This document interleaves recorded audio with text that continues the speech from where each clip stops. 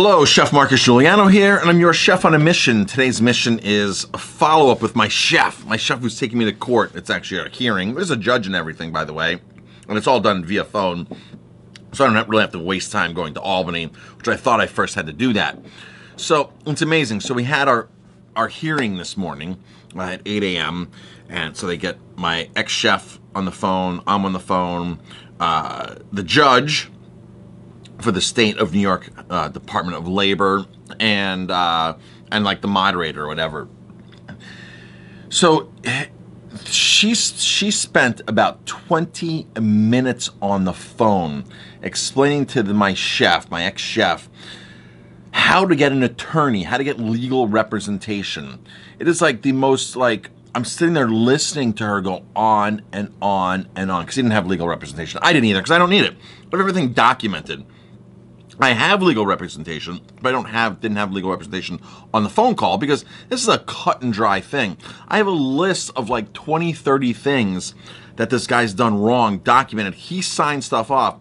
But here's the problem. See, and he knew this wasn't working, because when I terminated him, he goes, I know this isn't working. I know I'm not doing a good job. He admitted that he's not focused. He admitted all this stuff. And this is why it's not, stuff's not working. So, but then he goes to file unemployment. Well, he actually gets some of the unemployment benefits, right? So when I get the thing, I say, okay, well, let me send in all of his write-ups. Let me send in all this paper trail. I sent in like 5 or 7 pages of a paper trail of why I'm terminating him with his signatures on it. So the state's like, whoa, stop the benefits. You're not entitled to unemployment. Well, it turns out he's already collected like $1,500 of unemployment benefits. So now the state's saying to him, hey, buddy, you need to give that back to the state. You're not entitled for employee for this.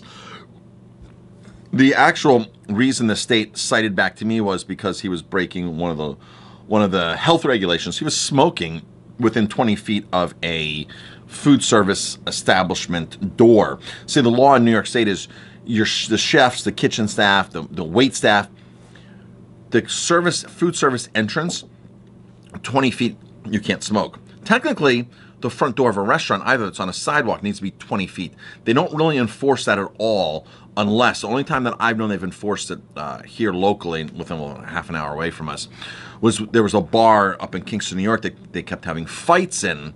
So the liquor authority kept cracking down because there was altercations. So at that point, they looked to write up any specific thing. They'll pinpick. So what they were doing was, if there's a customer smoking out in front on the sidewalk and they're not 20 feet from the door, they started writing them up and started giving them, because they were building this case for this place.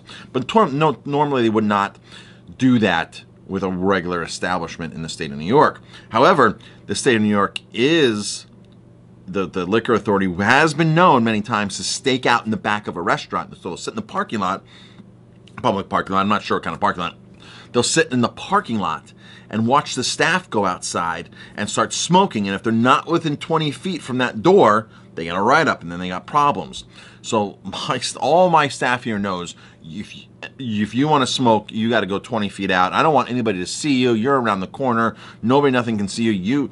That's our policy, and all our staff knows it. So he, several times, would not be listening to that policy and thought he was immune to that policy and kept doing it. So I cited this when he was doing it. I cited these. And the funny thing is, we're allowed to have witnesses in this hearing. I didn't realize we're allowed to have witnesses. I have tons of witnesses. I mean, not tons, but I have a good couple of witnesses from staff that are willing to say how arrogant he was and all these other qualities that I'm sitting here writing him up on. So the bottom line here is that it was postponed because he now wants legal representation. He has to pay the money back to the state, so that's why he's fighting for this. He knows why he got fired. He knows the 25, 35 reasons he got fired. I have witnesses on staff that will verify a lot of those things, that are happy to testify on verify a lot of those things, just because when he worked here, he just wasn't well liked from the staff. That's one of the most important things that makes you successful in a workplace is getting the staff to be on your side and do things for you. He was the kind of guy that could never, ever get staff to do anything for him because he was just rude and nasty to people and mean. So I would like, you need to delegate this out to the so-and-so. He told me no. But I'm like, you're the boss. And it turns out I knew what was going on because he just wouldn't talk to them right. And he would abuse them verbally and just be rude and nasty. So the staff never wanted to do anything for him. They were like, no, I don't want to do that for you, this and that. And even though it's technically he's in chain of command to do that, it's tough to get people to do stuff for you if you're like that. So, and I'm not saying you have to be friends with people at work and, be buddy-buddy. You have to draw that line of, hey, I'm the boss. I'm a nice guy as long as you're doing your job. I'm going to follow up with you. If you're not doing the job properly, then we're going to have an issue. If you're really not doing the job properly after that, then we have to sit down and really talk about this issue and document this and that, which is what I was doing with him. I was documenting everything with him of what the issues were. So now he has to give the state back $1,500. He wants legal consultation. But it was so funny because it wasn't funny, it was sad. The lady spent literally, I'm on looking at my phone on the time. She spent over 20 minutes, 22 minutes explaining to him in depth how to get legal representation for the phone call, telling him where to go, telling him what to do. I'm like, we're wasting 25 minutes doing this. This is cut and dry. He was fired. Here's the reasons, this and none. So, of course, I have legal representation, so we'll see what happens next time. He has so many days to actually refile this, or else the case is just totally dropped. I don't really see him having a chance. I don't really see him contacting an attorney, legal counsel, and them looking at everything and saying, well, you have a shot at winning.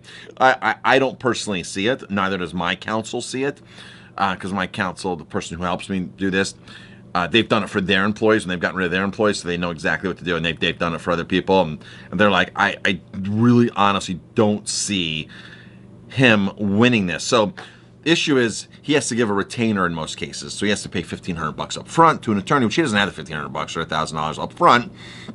If he wins and he gets to keep that money, right, that $1,500, then he has to pay a portion of that money to the attorney. So he's spent that money a long time. He just needs to go get a job. The bottom line is he needs to just go get a job and get over this. It is so easy to get a chef job. It is amazingly easy to get a chef job because there's not many qualified chefs out there. Maybe not for him because he has a reputation now, but man, he just needs to go get a job. Just get a job already.